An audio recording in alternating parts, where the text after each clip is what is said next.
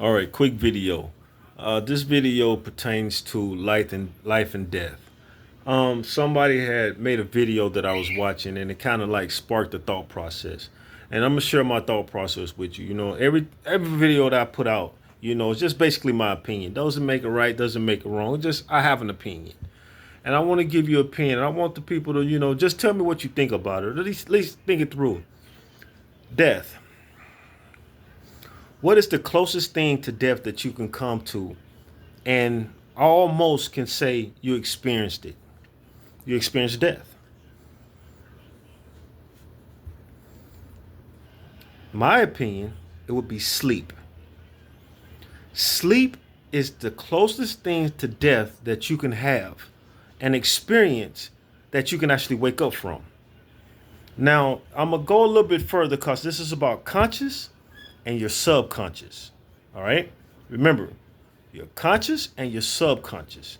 Now, your conscious is what keeps, when you're awake, this is what we operate off of, our conscious. We're learning and blase, we're doing things and so forth and so forth. However, when you go to sleep, you move from your conscious to your subconscious, correct? So when you sleep, you don't really know what's going on. It's your subconscious that's activated. Now, your subconscious is what holds memory. Your subconscious is what's connected to other realms. Let's just say your dreams, correct?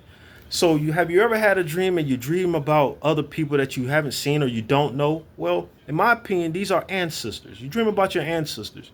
You can dream about God. You understand what I'm saying? In your subconscious, it's a whole nother world that you're able to access. But in your conscious, you can't access this because your conscious, I don't know how to say it to make it sound understandable, but in your conscious, you're just aware, you're awake. But in your subconscious, you're not. You know what I'm saying? You're basically dead, and it's your subconscious that's being accessed. So if you was to never wake up, you consider yourself legally dead. All right? And since our avatar is based off energy and so forth and other, elements, it's the energy that keeps your conscious and your subconscious alive. So once your body dies, so does the energy, so does the conscious, so does the subconscious. So sleep is the closest thing to death that you can experience, in my opinion. Two, babies. Now, this is it's spiritual. You know what I'm saying? My thought is a spiritual thought. Babies. You ever notice when babies are born and they get the yee yee ha ha, and they get to smile and they get to reaching for these invisible entities? Well, we think there's invisible entities, but what if there was a subconscious? Because we're all born with a subconscious. Our conscious teaches us as we mature. We're learning as we mature. But we're all born with a subconscious. This is how we evolve. This is how we stay connected to the other realms, right? This is how we stay connected to the gods. This is how we stay connected to our ancestors and so forth and so forth. And so as a child, as an infant, we have our subconscious that we're more aware, we're connected to. Now, I can go on and on about all the shots that they give us and the foods that they give us and so forth that kills that connection from birth, right? When we're born, we have that connection. And then as we grow, we lose that connection. So when the babies hee hee ha ha, it's their subconscious that's still activated. Because remind you, they're not living in their conscious state. They're living in a subconscious state.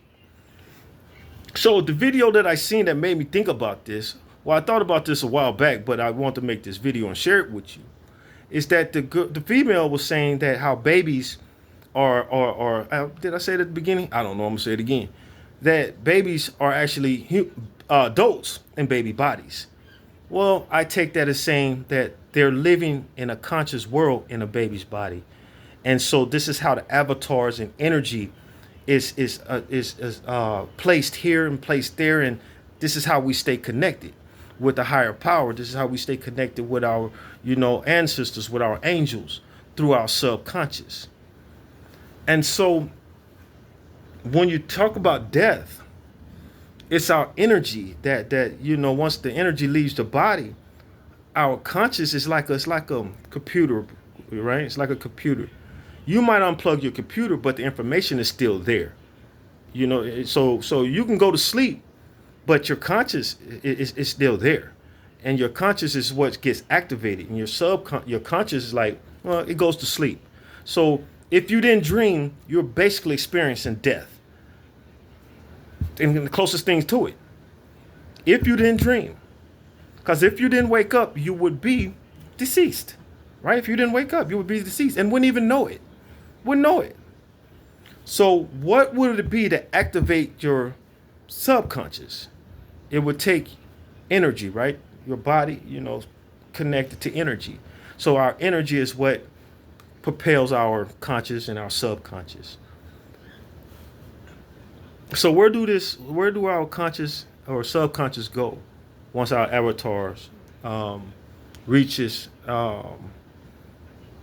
the end, the end of its period? Where do our subconscious go? I have a thought of that as well, but I'll keep that. I don't want to make too long of a video. But I just want to give you something to think about. Yeah. Y'all stay blessed.